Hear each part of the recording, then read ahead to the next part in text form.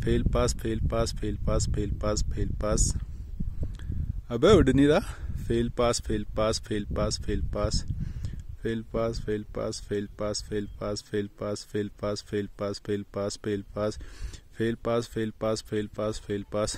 मुझे तो लग रहा है आपका कुछ पता नहीं चल रहा, पास हो गए भाई। अभी भी आप यहाँ पे आते हो ना तो यहाँ पे हमारे लिए कुछ फैसिलिटी भी है। वो ये फैसिलिटी है कि हम लोग यहाँ पे रात को रह सकते हैं। अगर आप मतलब नाइट का प्लान करके आते हो ना यहाँ पे रहने की व्यवस्था भी है हमारे लिए। ये कुछ रूम्स यहाँ पे बने हुए हैं, ये रूम है, ये रूम है। तो यहाँ पे बहुत सारे लोग आते भी हैं और रहते भी हैं। तो यहाँ पे अभी और भी कुछ निर्माण हो रहा है, वो मैं आपको दिखा देता हूँ। यहाँ पे तो यहाँ पे अभी कुछ बन तो रहा है। ये टंकी बननी थी है, टंकी बननी दिया। अच्छा तो ये यहाँ पे बन दी है टंकी।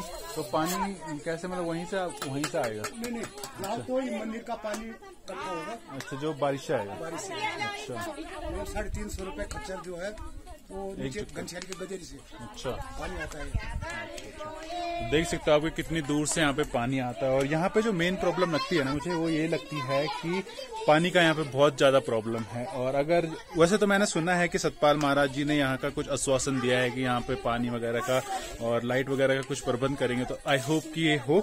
और देखो फिर तो वैसे सरकार तो हमारी जो है कि वो वादे तो करती रहती है और निभाने पे तो पता नहीं आएगी नहीं आएगी, बट आश्वासन दिया हुआ है तो मैं भी शायद आ सकती है। सन 19 से ये कार्य शुरू है यहाँ पे। और यहाँ पे हर चीज की परिस्थिति मतलब ढुलान, हर चीज का जो है ढुलान से ही कार्य चल रहा है। हाँ वही तो हमारे पास यहाँ पे तो 3-3, 4-4 दो मिस्त्री 3-4 लेबर कार्य करती थी।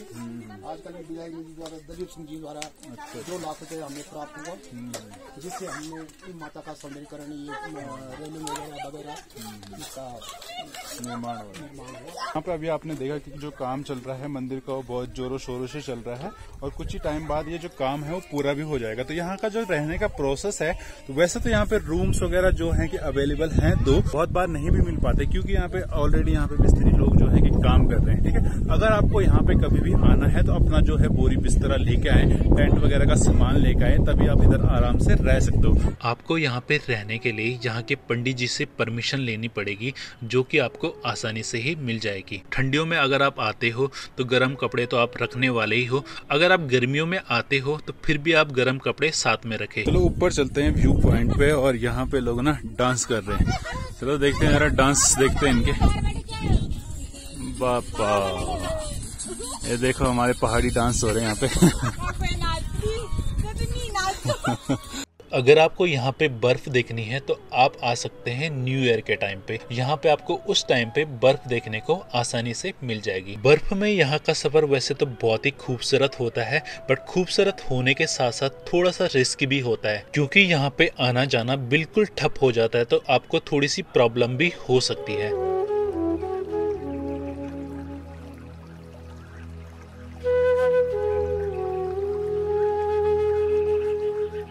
दीबा माँ का जो सफर था वो हम यहीं पे एंड करते और पूरा हमने दर्शन भी कर लिए, पूरा आसपास घूम भी लिए और कुछ लोग वहाँ पे डांस भी कर रहे थे तो हमने आपको डांस भी दिखा दिया। यहाँ तक का जो सफर था और जो भी इन्फॉर्मेशन थी, अगर आपको कुछ समझ में आया होगा, कुछ आपको थोड़ा बहुत सुधार करना होगा तो प्लीज मुझे नीचे कमेंट बॉक्स में जरूर बताना, क्योंकि उतनी नॉलेज मुझे भी नहीं है। हम पहाड़ियों का ऐसा होता है कि जहाँ पे भी हमें मंदिर दिखे हम उस पे माथा टेक देते। और ये जो मंदिर है वो बहुत पुराना मंदिर है और बहुत माना हुआ मंदिर है, तो इसलिए हम यहाँ पे हमेशा आते रहते हैं। यहाँ पे अगर आप आते हो तो आपकी जो मनोकामनाएं हैं वो भी पूरी होती है और बहुत सारे लोगों की हुई भी है।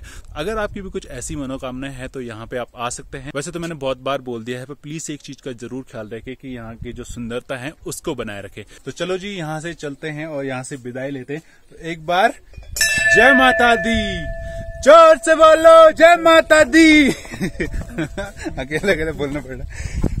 अब कैमरा कहाँ है दूसरा। यहाँ पे एक प्रसाद होता है जो कि हमें ले जाना होता है, बड़ी टूट ही नहीं रहा।